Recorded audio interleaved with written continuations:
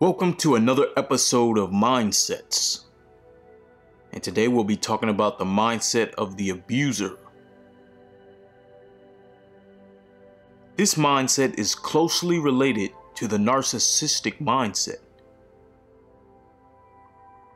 The abuser has a long-standing addiction to their own selfish desires, and they hold the belief that life owes them. This leads to the punishment and abuse they inflict on others. Abusers choose to live in a fantasy world rather than reality. This is because they fear the truth about who they really are,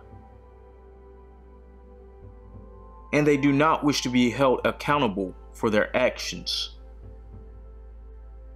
The process of abuse often begins with the action of the abuser projecting his or her own negativity upon another. In an effort to rationalize the abuse, the abuser will not see it as they are projecting their own negativity. Ultimately, the abuser seeks a sense of power and control through their abuse of others. Abusers themselves often feel guilt, shame, and self-hate. It is important to recognize that abusers can be very destructive and will often sabotage relationships. Here's an example of a common three-step abuse process. It begins with idealization, which is the building up of a potential victim.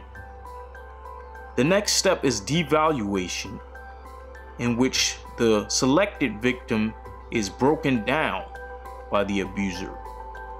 And finally, the last step is to discard. The victim is discarded, typically once a new victim has been chosen. The best solution to prevent abuse is to create appropriate levels of separation between yourself and the abuser.